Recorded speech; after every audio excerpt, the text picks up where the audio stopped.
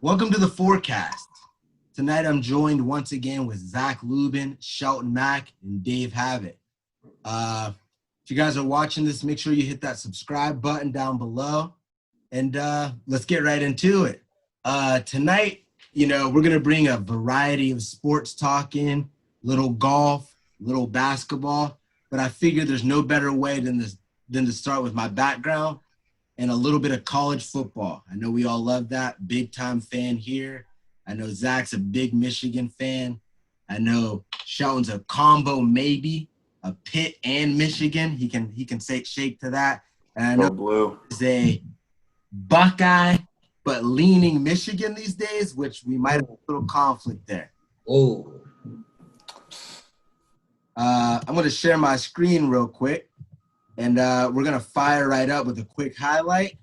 And then we're going to bring on an amazing guest. Going fast as well. They hand it off to Journey Brown.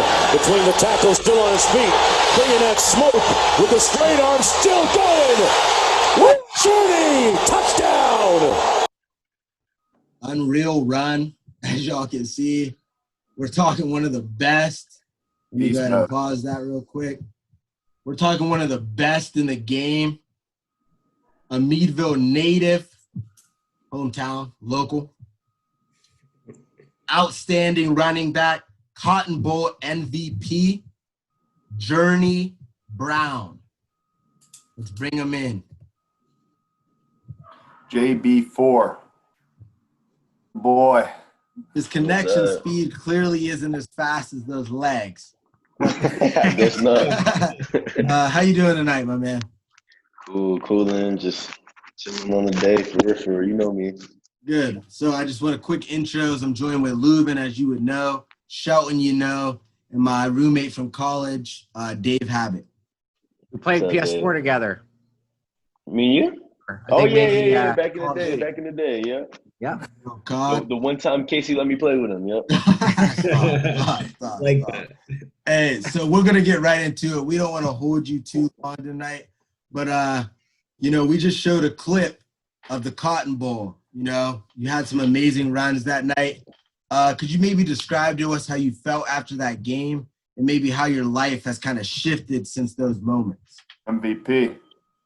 For me personally, it was just kind of a standard setting game. That's how I wanted to kind of prove my point that I wasn't just a speed guy. Showing the kind of like everybody that know me, like you guys know me and whatnot. So kind of the people that know me that I was not only fast, and I'm strong, I have balance. I'm able to do what people didn't think I was able to do. And for me, that set me up for kind of what I'm kind of how people see me now, perceive me now. I was named Doug Walker preseason, whatever, and fourth running back in the nation. And so I feel like that game kind of sanctified and set me up for all these accolades and awards. Kind of I'm set up for preseason. And now it's just I'm still an underdog in my eyes. I'm just shooting always to be the best. And I mean, you guys, like I said, y'all know me, so I'm always working. If I'm not working, I'm sleeping, so I can gain energy to work. So we love that. We love that. So I always been that type of person. You guys know we all from the same spot. So yeah. Hey, we know what the grind's about, which is glad to have you on. So we'll move forward. LSU coach, he tells the White House straight to their face, we need football. How bad do you want football, and what's the vibe like around Happy Valley right now? Well, for me, I honestly, I don't picture a day without football. If I'm not thinking or playing or practicing for it, it's a bad day for me. That's just how much I love it. That's how the game is for me. But for Happy Valley, just the energy around the place, we practice every day like we about to play tomorrow. So ain't nothing really changed for us. We practice. Honestly, I thought we had a game. You think the energy and the way we go about things, you would think we about to play right now. So we don't know when, we don't know how, but Penn State knows when it is, we will be ready. So There ain't nothing different for us. So yeah, that brings a pure smile knowing that. yeah, when the time is called, you'll be ready, and I'll be. yeah, I think that's most important. for sure. So like you said, you're always ready. You live a life of football. Can you maybe tell us some of your goals that, like you mentioned, what ifs? There's a lot of what ifs, but some things that can be certain are the goals that are happening upstairs. So could you mind maybe just telling us what is your goal as a redshirt junior this year for the Nittany Lions? And what does life look like after Beaver Stadium for you? Well, for me, usually my goal setting is a lot different. It's I don't really get into the numbers and the stuff like that. I get kind of what I want out of myself, So like the goal coming this year is to be kind of like shot out of the cannon, had a good ending, good second half of the season last year. So for me, it would be coming into this year is to be shot out of the cannon, come out strong, come out how I feel my body and how I prepared and kind of the work I put in and just and show it off, I've been working on a lot of things and like my hands, running routes, footwork. So for me, getting comfortable and with those things I thought I was weak on.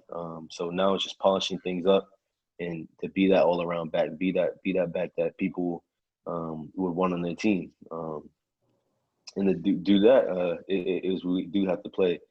And so, yeah, for real, those are my type of goals, that to be great, to be good, to be fast, to be strong. Those are my type of goals. Kind of how I feel, how I want to play, how I want to perceive myself.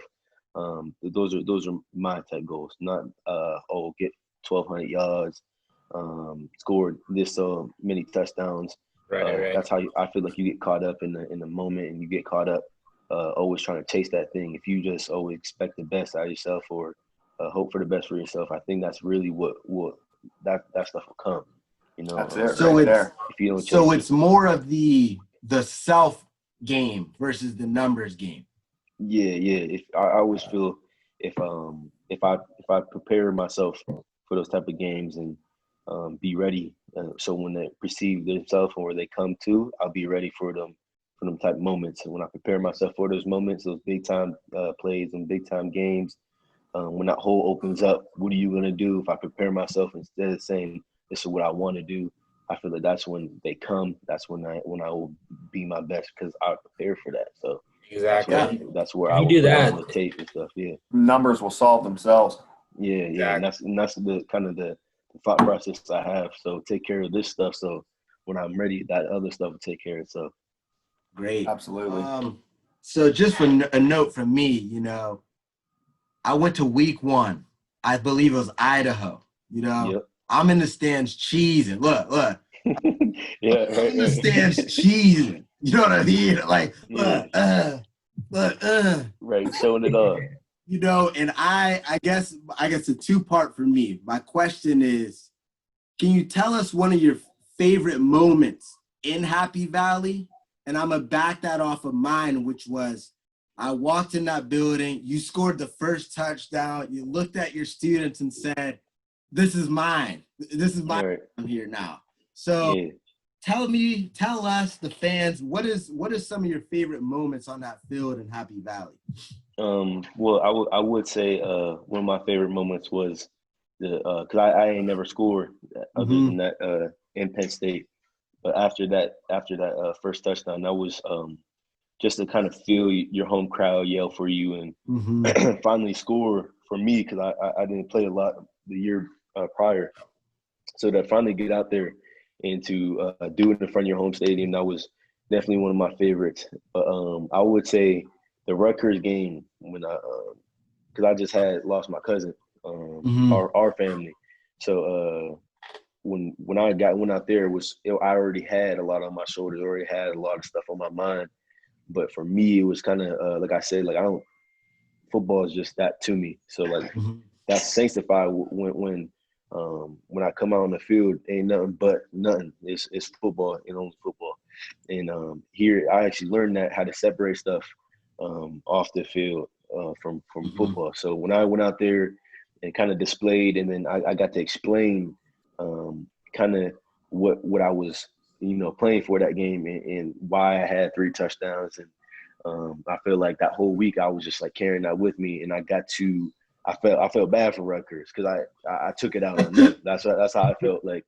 Yeah. So like that was one of my favorite games. I did it for my nana, my Aunt Connie, and my late cousin just passed that week, and during the Rutgers game page.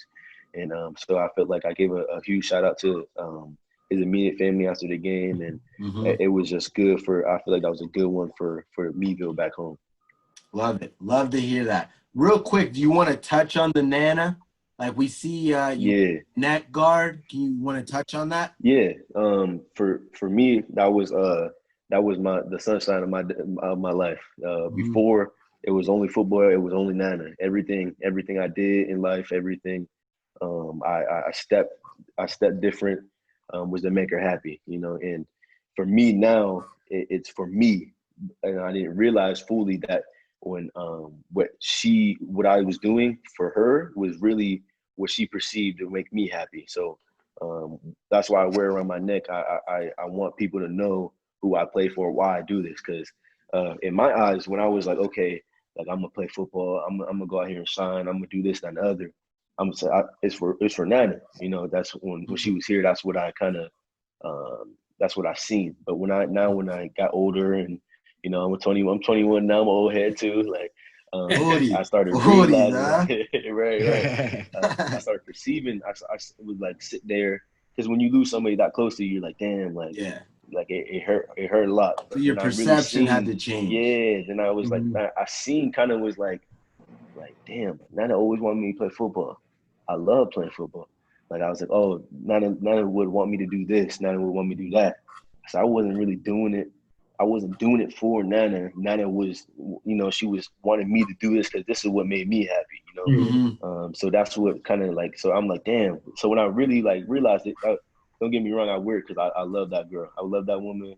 The day I die, I got her tatted on me, all that. So, but when I really see that, I was like, you sly dog. Like I see what she was doing now. Like she was always not to make you better. Yeah. And And I didn't know that when I was a young boy. I didn't know. I didn't see it. But now that I got a little bit of age on me, experience, I got to see that. I was like, damn, like, and that was one of the big moments. And I was like, and that was even before. Like I wore it because that's my girl. Yeah, just the love, the heart. She would say, "Journey jump." I say, "How high?" I'll go up and grab the moon. So that's how I thought about it. But like when I really started realizing that that was the base. That's why like now I really that's why I rep it. And that was the first time I ever explained it like that. So I mean that's a little exclusive for the family and the friends. But nothing wrong with that. I think that's the base reason.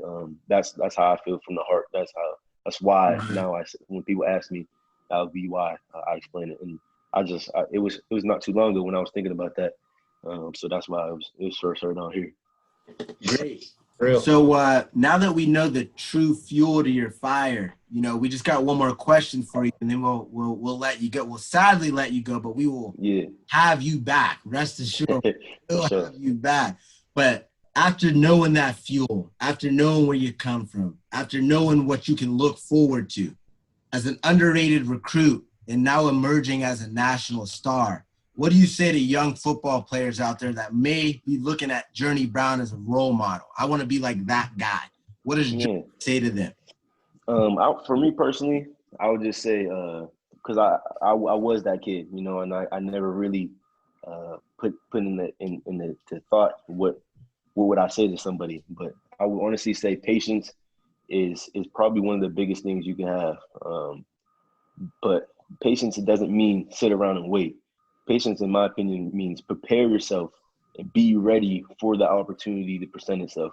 So if you can just sit around and be patient, I don't feel like that's what really patient means. Patient means bust your butt, do all the things you're supposed to. So when that opportunity is like, oh, come knocking on the door, you're not hurrying up and trying to take the chicken out the freezer and put it in in the sink real fast because your mom told you to do Hey, it 3 we've hours ago. all All been been there. there. I'll tell you that. You know what I'm saying? I've been in that hot seat once or twice. You know what I'm saying? So that's not what patience is. Patience is Yeah. when it comes knocking on your door, you got your bags ready, like let's get it. You know what I'm saying? Mhm. So I feel like in even in that tense, it might take. I would say you want to be TV dinner or black eyed peas. Yeah. What takes longer to cook? You might pop it in. TV dinner done in 2 or 3 minutes. You good? It tastes good. TV dinners are good now, but the black eyed peas, the cooking. I feel like that was my career. My type. Black eyed peas cooking is gonna be a lot better when they done. You know what I'm saying? Yeah, for sure. Hey. Stuff is gonna different Hey, stuff is gonna Might be take the best longer. analogy yet. That's Yeah, one of the yeah. best ones out there. Different stuff is going to come, and it might take more time. You Uh-huh. might get little success and little accolade for TV dinners and stuff, but when it's the timer goes and you hear that ting, that's gonna be the black eyed peas, and you're gonna be chomping down on them things like, damn, I'm so happy that I was prepared and I was ready to, and then now it's time to eat. The black eyed peas are done. It's time to eat. You know what I'm saying? So I love that. I and love trust that. me, I'm an analogy guy, so that's freestyle, by the way. That's actually We'll make sure it gets spread to the world. We'll make sure it gets out to the world. But hey, Journey, we just want to say, thank you for coming on. You're a boy. All 4 of us will be watching. Like we are 100% watching. I plan on being at Dave's house for PSU Michigan. I'll be wearing this jersey with the same I had in Happy Valley. And I got one last quote for you before we let you go. We are Penn State, baby. Love you, JB4 man. We'll see for you next Heisman. time. Thank you, Journey. All right, y'all. Take care. Take care, brother. What a great guy. Yep. Oh, yeah. JB4 sharp Heisman, guy, man. baby. An awesome interview. Great guy. I think that'll be, it's an inspiration for kids. I think that's one, like as a young kid, you don't realize how many people are looking at you. You know what I mean? Yeah, absolutely. And for him to say, I was that guy before, and now I get to sit in this chair and say, these are the things you should do because they work. These are things that work. Very, very underrated kid coming into the NCAA. Now he's ranked number 4th in the nation as a running back on the ascent. Hey, the stars are the limit. Stars are the limit. So, hey, not to leave our guy in the dust as he would probably leave us, but we're going to switch gears a little bit here. And, I know Zach. I know I got a set in my trunk. So we're going to switch gears a little bit. I almost said clubs, but we're going to talk a little golf, a quick golf segment. And we're actually going to have another quick guest, and that's going to be Zach's brother, actually. Oh, boy. An outstanding golfer, a future physician's assistant at Gannon University. Let's bring him in. All right, this guy. Hopefully our connection's a little better, and he's right in. There he is. It's faster than Journey Brown for some odd reason. But Kyle, man, what's up, guys? How we doing? We just had an excellent interview with, as you know, your boy, star running back, Journey Brown. It was great, but we had to switch gears and bring you on, another star on the golf courses and as well as the classroom. So what's up, Kyle? I like your background at Penn State. Gotta have it. But not much is up. I'm on tonight to talk about the golf tournament this weekend. You guys got anything I should specifically talk about, or? I got a statement before you go in. Yeah, go ahead. Allegedly, Tiger is back. Is that what they're saying? I don't think he ever left. I don't think he ever left. Yeah, I mean, I guess if there's one tournament that like solidified that he was back, would be like in 2018 where he won the tour championship, had the whole crowd following him up 18. Unfortunately, there's not that crowd energy. I know Zach and me have both seen Tiger play live, and it's pretty cool. He brings the noise. You can see him hit one on the green on hole 5, and like it's a bigger roar and across the course like bigger than another You name. know it's Tiger's hit. Yeah, absolutely. Wow. Yeah, but if you guys want me to talk about some picks for the tournament, Yeah, we Yeah. love that. So the Memorial Tournament this weekend, we're July 16th through 19th in Dublin, Ohio. $9.3 million purse on the line. Who are your top picks going into this? yeah. So today it was pretty good day on the course. I mean, the lowest score was 600. Tony Finau posted that. Got Good him. 30 Yeah, good 31 on the back nine to post a 66, 6 under. But the weather's supposed to get better tomorrow. It's I got written down as a high of 90 and a little wind tomorrow. So we should see some lower scores. Don't be surprised if you see like a 63 or 64 out there moving into the weekend. But I think for the first pick on DraftKings Sportsbook, I think I like Brooks Koepka at plus 3,300. That's some pretty good odds there. Zach's shaking his head up there. Sorry, Kyle, For but the first pick. brother's saying, Not a I mean, fan. we I got- think he's kind of a douchebag, but we'll just leave it at that. Yeah, I can't argue with that, but we got 5 picks. I think we'll start off with Brooks with like your home run at plus 3,300. He played here last week at the Workday Charity Open, which is actually weird. This tournament at Muirfield Village was played. The Workday Open was actually played there last week as well, which is really, really rare on the PGA circuit. They're usually at a different course every weekend. But Brooks didn't even make the cut last week. He struggled. He sits at, what's he at? He's even par right now, tied for 25th after the first day. But an interesting statistic to take point on is he did struggle last week at this same place in his first 27 holes, but his last 9, he birdied 5 of his last 9 to almost make the cut last weekend. So if he gets hot, watch out. I think the next one, I'll kind of run down the list from like your highest odds to your lowest odds. So give us the 2 again real quick. Who's that? Give us your first 2. Brooks, and who else did you have? Well, I got 5 written down here. You want me to go through all of those? Yeah, go ahead. Sorry, I cut you off. That's my bad. Yeah, so the next highest odds would be Jordan Spieth. I like. He's at plus 2,500, so that's some bang for your buck there. He struggled as of late, but he has 3 top 10s this year and 12 starts. His scorecards are so weird. I don't know if you guys – I know Zach plays a lot of golf. I know you're trying to, Casey. Dave or Shelton? Not a big golfer, man. No? No. You know what? I got some golf clubs out, and I'm over here in Dundee. I'm going to be golfing, so. Good. We'll have to get it on a round out in Ann Arbor. Get him in the cup next year. All right. Well, he struggled. His cards are just so sporadic. He has a lot of doubles and triple bogeys. He makes a ton of birdies, but those big numbers just hurt him. So if he could kind of fine tune up his game and get rid of those numbers. He's -2 right now after the first round, and that's a tie for 8th, 4 back of the lead. So I mean, he's definitely had some potential there. Post something, go into the weekend, just a couple back. That'd be he's in good shape. But my next pick, you guys will like this one, Tiger Woods. That's my boy. Can respect that.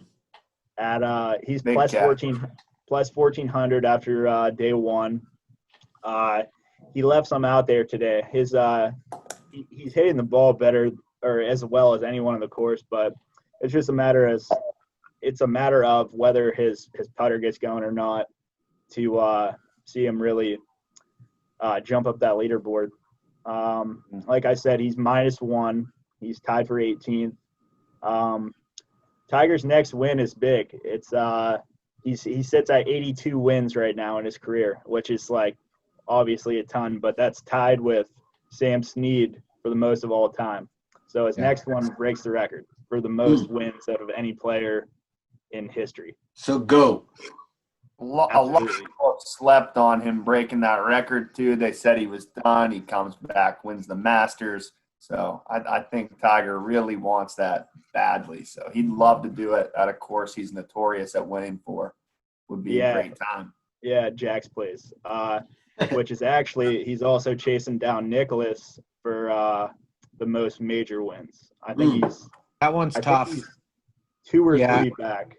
It's funny. I just saw that the other day. I hope my numbers aren't way off, but I think he has like 14. I think it's 15. 15, 14 and Nicholas is like 15. 18 or 19. He's got to win. Yeah. I mean, it sounds he can do it, but it is going to be tough. Yeah, like there's only 4. I hope he does it. There's only 4. Yeah, there's only 4 of those majors per year, so you really got to take advantage of those. But going down the list here, this is my guy that I think you should put the money on. I like this guy's winning it. This is what you're saying. I like Gary Woodland at plus 900. I think he's winning it. Winning it. Yeah. It's a hot take. You put say you put 100 on that. That's a $900 payday. Can't beat What's he sitting at right now? Plus 900. I mean, on the Thursday round. Yeah. Oh, he's 4 under, carded to 68 today. He's 2 back. All right. Good yeah, potential. his card was good. He's bogey free all the way into the last hole, so he was actually 5 under, bogeyed 18 to drop back to 4. But definitely see him moving up the ranks. He's having a great season this year, but further moving up the ranks this week in the leaderboard, and that's my guy who I think is going to win it. He also played last week. He finished tied for 3rd last week. Had a great performance. He was 12 under for the week. Like I said, this tournament was played at the same course, so he's had 2 weeks here to kind of practice, and I think he's getting it done. And then my last pick for you guys is Rory McIlroy. He's the number 1 player in the world.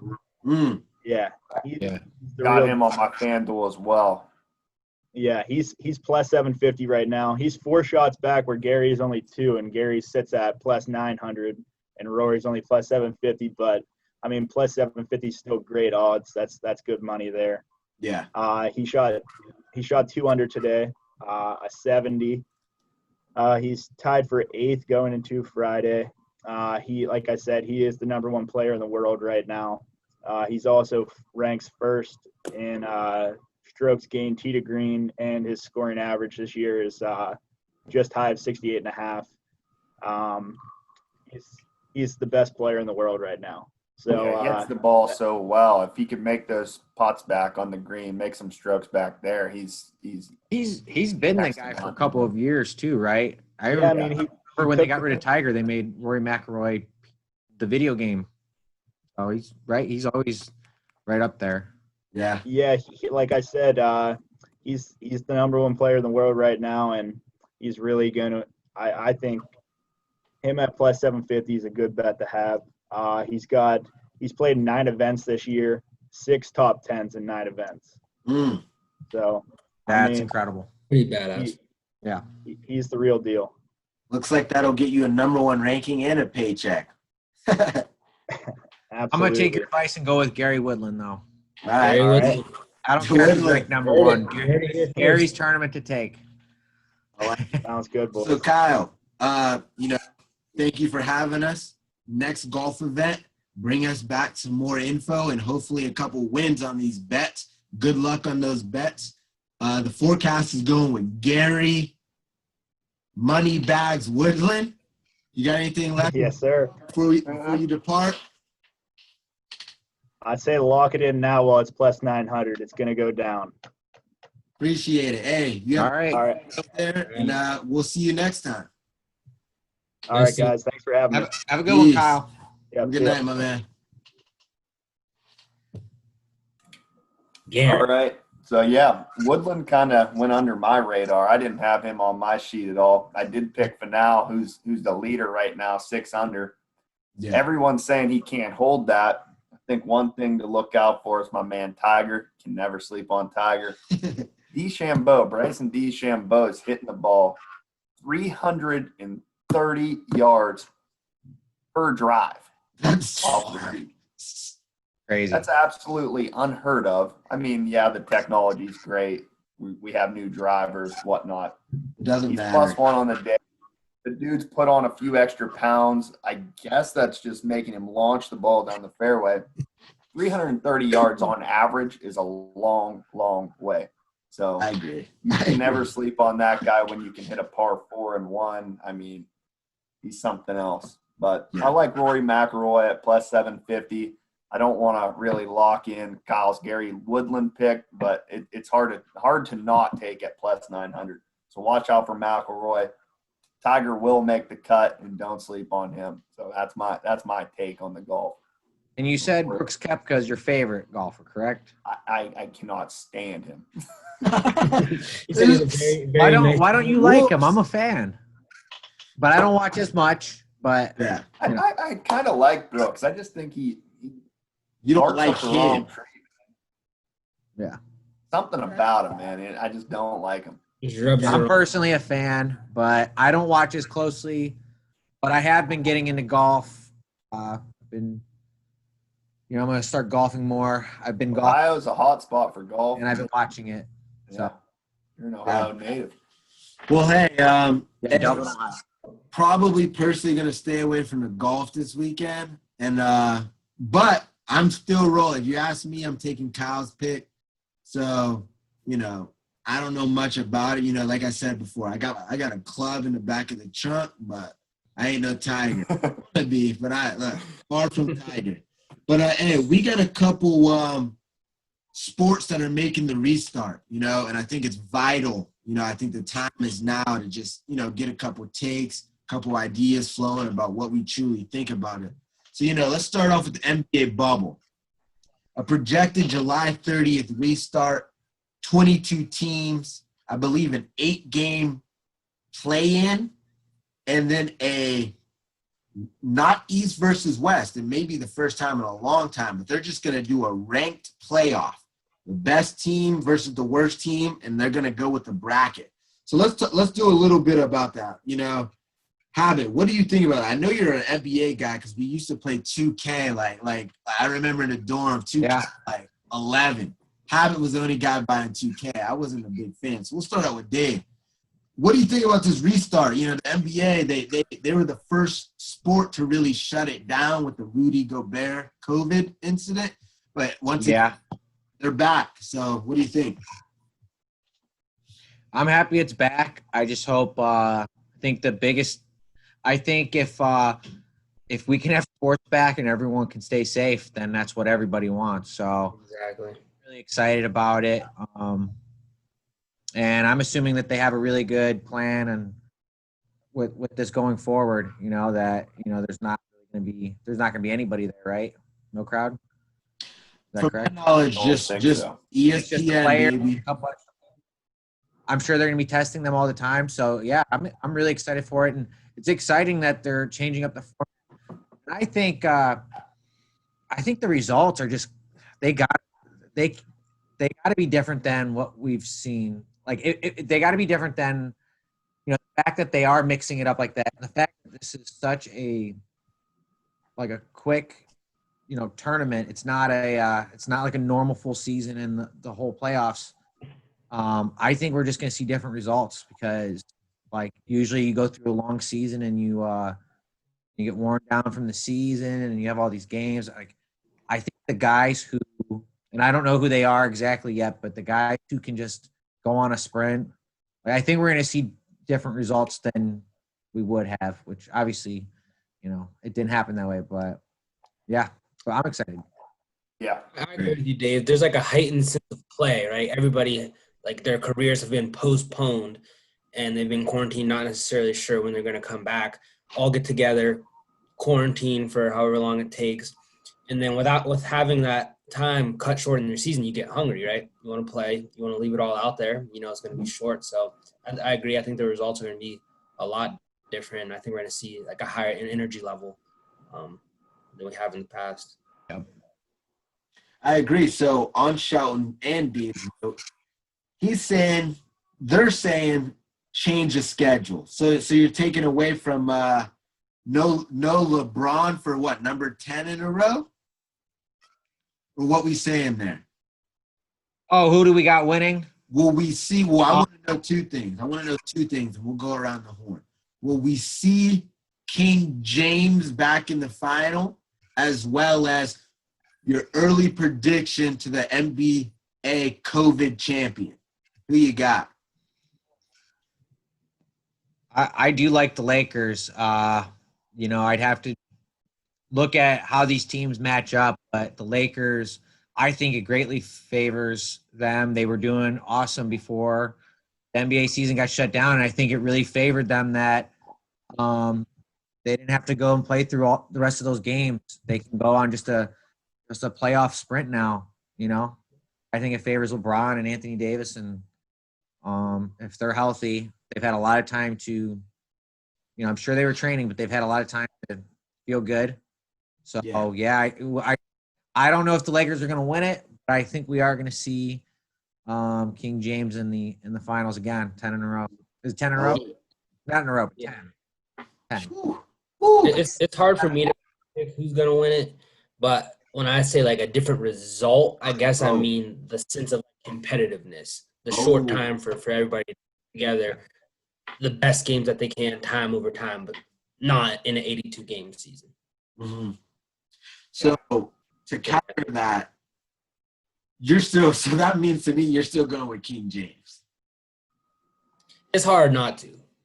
And actually might benefit them in a shorter season. Yeah, like we're the best players and we're healthy, right?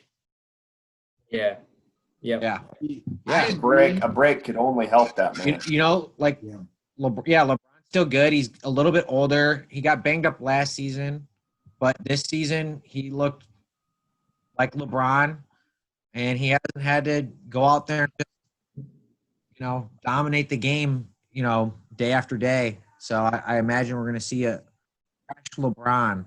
It's like destroying the basketball court, No, I like it. I'm going to take a different spin, and I've been saying it since, I don't know, when's the NBA Finals end? June-ish. And I'm going to take the hot take here. I'm going to go with the other team. I'm going to go with the Clippers. I'm going to say the quiet guy known as the fun guy. He looks across the arena and thinks to himself, this is my perspective. I'm speaking for the fun guy.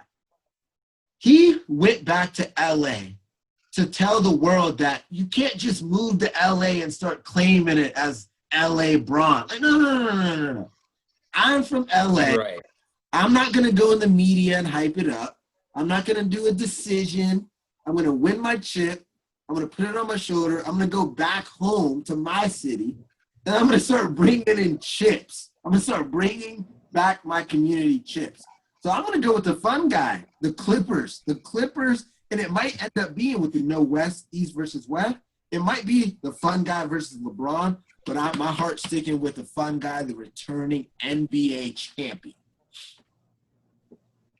That's not a crazy hot take. I can't be mad at it. I want to dispute, but look, I think that's best. You laid it out there. Is that what they're calling him, the fun guy? I mean, I get it, but if you came up with that, that's clever. Well, did you see it? There was the video after a fun guy saw it. Yeah. Yeah. They went out in Vegas, and Serge is like, "Hey, fun guy," and he's like, "What it do?" Yeah.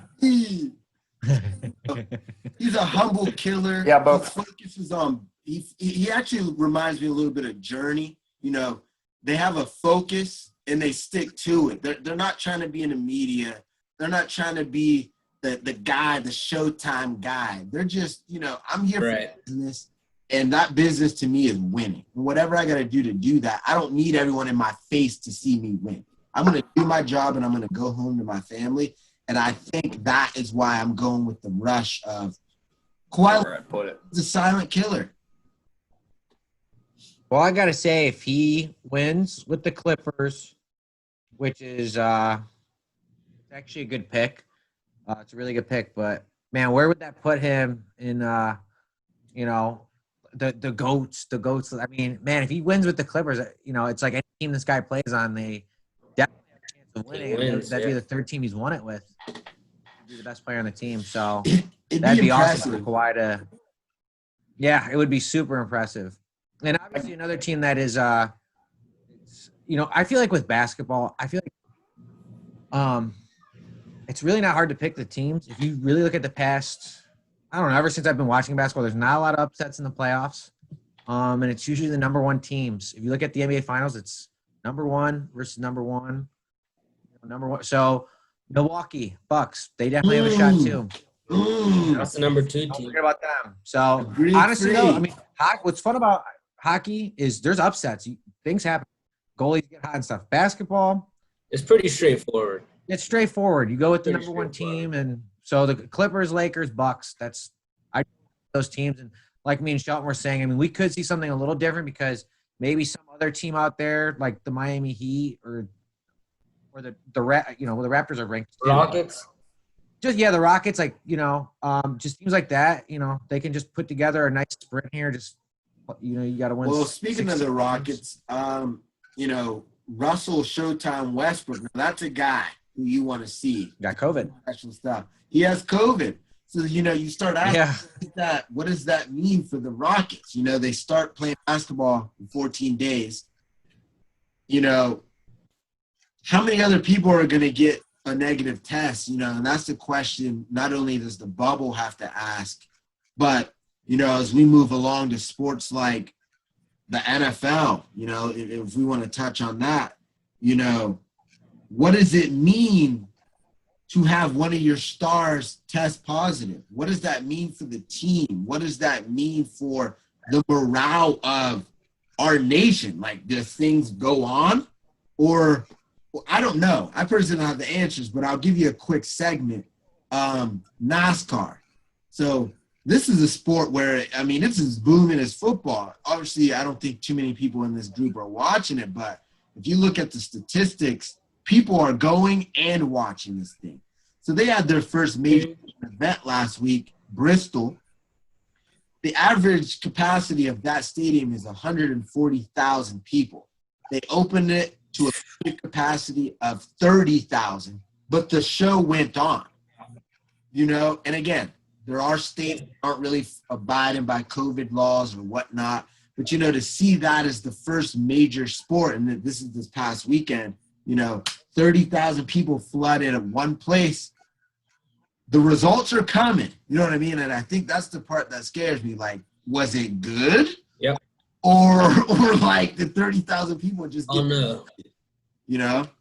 It was great. It was great then, but give us a couple more weeks, and then it could just easily be a domino effect to be like, wait a minute, like this isn't what we thought.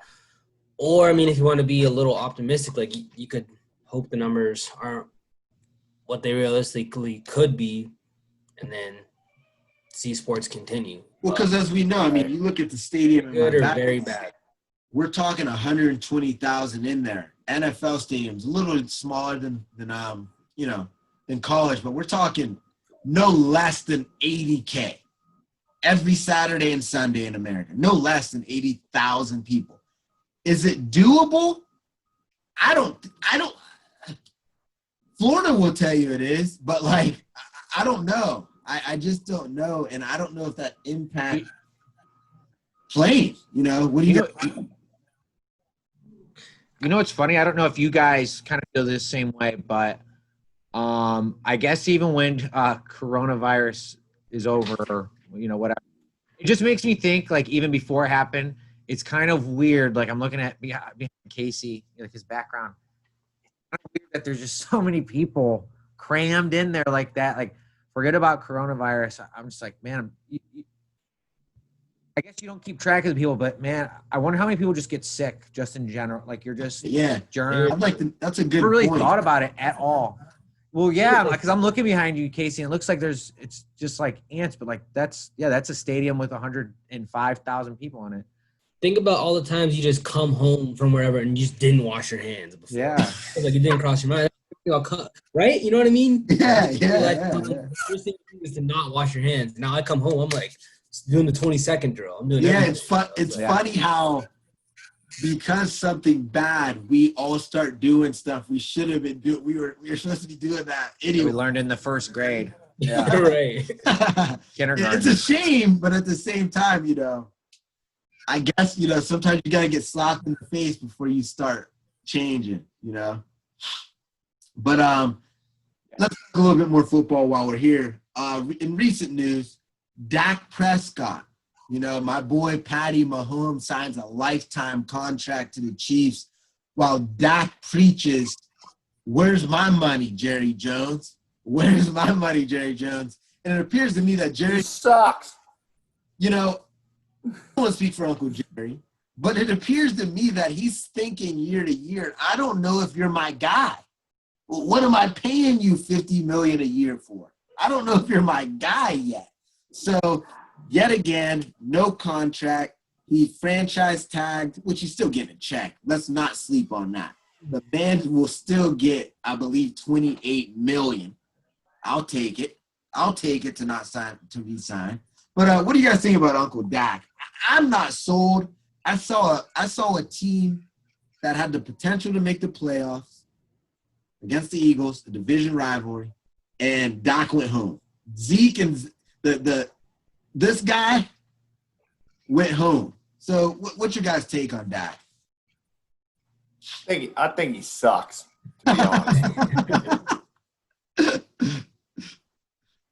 Not my QB. I don't think he deserves to be paid. If you're saying what Jerry's thinking, I think Jerry's thinking right. I wouldn't want that guy. I don't want the guy begging for money who has a decent arm and cannot even run the football. Dave, what do you think? Yeah, it actually confuses me. So I was a fan of Dak Prescott back in college. He's from Mississippi State. Yep. So I was always, I think he's pretty good, but yeah, I just get confused. I can, off the top of my head, I can name at least 7 quarterbacks better. At least, I'm saying, like right now. Mm-hmm. All right, impromptu. So I get name them. You want me to name them? Yep. You want me to name them? Yep. Okay. All right. Mahomes. We got Russell Wilson. We got Aaron Rodgers. I'd still go Brady because he wins. That's 4. I'd go Drew Brees. 5. I'd go I'd Big Ben. I'd go Big Ben. My boy. 6, and then I just have to name one more. Let's go with Cam Newton. Ooh, 7. A lot more. 7, but No, but so here's the thing. What? Cam Newton is teetering for that 10th spot. At New England now. Yeah. So, that was just me spitballing there. Dak Prescott's good. To me, it's just so weird. I think probably 13th in my book. Here's the thing. If he were the Browns quarterback, if you were in the Browns situation, I'd like him.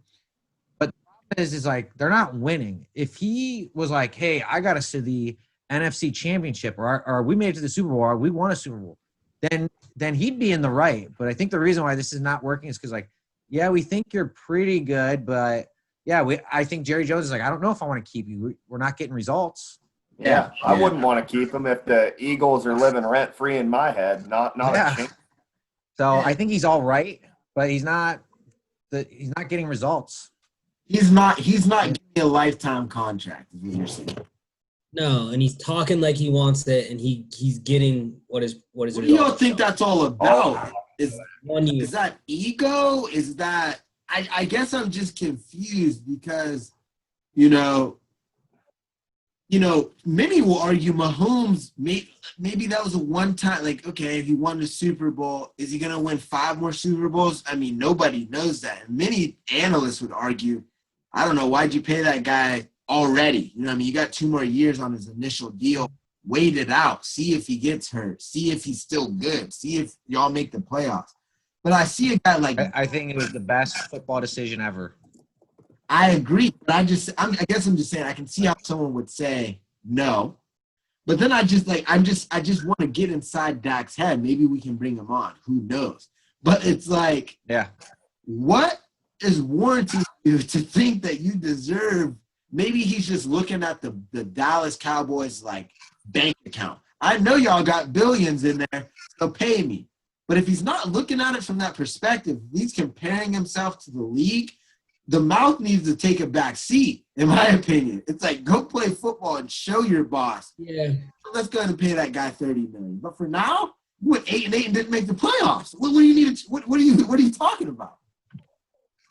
Yeah. I think just like a quick point. I know other football players have done this, but like Le'Veon Bell, he sat out with his contract, but he was able to say like, I have the best numbers in the NFL, and the Steelers were a good team, so he got a leg to stand on. But he at least like I don't know what Dak Prescott's saying. I don't, because it's not like he's like, he doesn't have the numbers or the results to justify him being paid that. So, so I don't get it at all. It's quite frankly odd. Quite frankly to me, it is very odd to see decline. It's like, well, what do you want? Well, you just watched the number one guy get signed. What do you want? You're on a 500 NFL team with arguably one of the best, with tons of talent. Ton of talent. Yeah, tons of talent. You're on a 500 team, Dave. So then I started thinking, is there a ton of talent, or are they a mediocre team? I don't know. Eagles have their number. EAGLES, Eagles. Yep. Fly, Eagles, fly. But, it's a good talking point. Hopefully we can summarize that again in the near future. On that note, I think we got one more important sport to cover before we wrap this thing up tonight. And, I was a lifelong, player. I was a big-time baseball player, as I know Zach was at a point in his life. As I've grown older, I've separated. And I think it's just because I'm bored. I can't watch 3 hours, 4 hours of a sport where there might be 2 hits. 2 hits and 1 run. Mm. So, my thoughts here. Will baseball be bad without fans or what? The best thing about going to a baseball game is going to the game, I think, for a lot of people. So for me, I've always enjoyed going to a baseball game. And I was going to say, I think baseball is one of those things. It's not, some people do it. Don't get me wrong. There's people who watch baseball. They'll sit down and watch that game for 3 hours. But I think baseball is great. It's kind of like, not to compare it to golf, but like you could put it on the TV. You can go and cook dinner. You can play on your phone. It's nice to have on the background, I guess. And the only other time is also if your team's doing really well. Every time the Indians, and I'm not a fair fan, I'm an Indians fan, but when they're doing really well, especially when they're in the World Series, it's a lot more fun to watch. Yeah. Without a crowd, I think honestly, it won't affect how I watch it on TV, but one of the baseball is actually going to a game. In my opinion, I don't think it can get any less boring. Right. Yep. I think the views will just go up because everybody can only watch it on TV. I think it might do them a favor, unfortunately. Not that I don't respect what they do. I'm just not a fan of watching the game. Other than like when you see it live, like you said, Dave, like it's an environment. Like you're there for the energy. You're on a date. You have a couple beers. You're not really hot dog, right? The nice weather. You're sunbathing. You look over to the hit. Shelton and Nick. Baseball. I mean, sorry, not Nick. Sorry. Shout out Lou. We've been in left field in PNC Park plenty of times, and it is fun. They hit a dinner out there, blast, clinging beers and laughing, and it is a great environment. I think Dave makes a very important point there. But as far as, think about the energy. You go up to step the plate. You get a strikeout, right? He might get bored. And it's cricket, guys. Tick, tick, tick, tick. You get a strikeout, and it's crickets in there. Completely different. Yeah. It's got to feel weird for the athletes. Every sport. Packing an arena or packing a stadium, it's got to feel weird. Because, imagine it's the 9th inning, and you just slap a dinger, right? And you're the home team. Usually the crowd's going nuts, and you music, jumbotron. You hit it, and there's crickets. That's a strange. You have a couple of your friends on your team going woo, and that's it. I don't think we can suffer 82 games of nil fans. We got to cut that to 60. Hey, honestly, I thought it should be 60. You make a good point there, Zach. Zach, you make a great point there.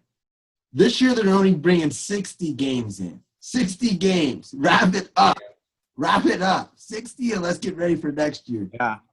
I think here's a hot take that I have about baseball in general. I wouldn't be surprised if it was one of the first sports that didn't make it through its shorted allotted season, because they don't have any bubble system in place. If you think about like the spots where COVID is the highest, Texas, California, Florida, like those are baseball hubs. Those are baseball hubs. There's so many teams within those states where the numbers are high, and not have anything in place is just asking to be shut down.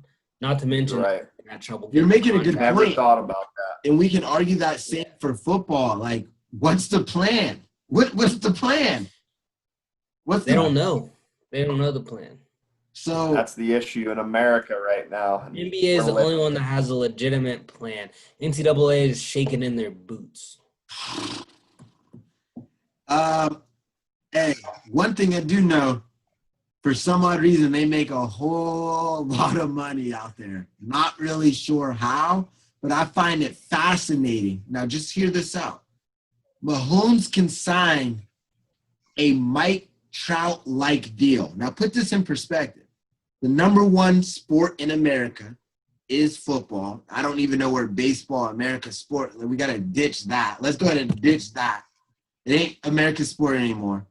Mahomes can sign a Mike Trout-like deal for $500 million. And nobody watches baseball. So where are they getting all this money from? Why is Mike Trout getting a $500 million? What is this? You know, I think, and I'm not 100% sure, but I think it's just because baseball, they call it America's sport. Because when did it start? I think it's just been around. Shit's old. So long. Yeah, it's just been around for so long, and back in the day, it was popular. So how football is doing now, baseball, everybody knows who Babe Ruth is and Willie Mays and all the legends. But yeah, I for the past like 20 years have wondered why they say that. But I think it's just because of the past. But football is going to, I think when 20 years from now, I mean, football is already a big sport. I think it's kind of like the comparison, I think, with boxing and MMA. Like, boxing still has more money in it overall. It's just been around for so much longer. Or much longer. Yep. That's what I think. Well, hey, I think today's episode, once we get this thing uploaded, I think we had two great young men join us tonight. You know, a lot of inspiration, a lot of sports talk, you know, as we follow the news. There's going to be lots of things to talk about, specifically with the baseball bubble, no bubble, the NBA bubble. What is college sports looking like? What is Journey Brown looking like? There's going to be a lot more heat, lots of laughs, a lot of discussion here. And I think that wraps it up, you know. Thank you guys for joining me again tonight. Viewers, don't forget to hit that subscribe button. Be checking the Instagrams, the Twitters, and we'll see you next time. Thank you. All right, everybody, have a good night. Signing out.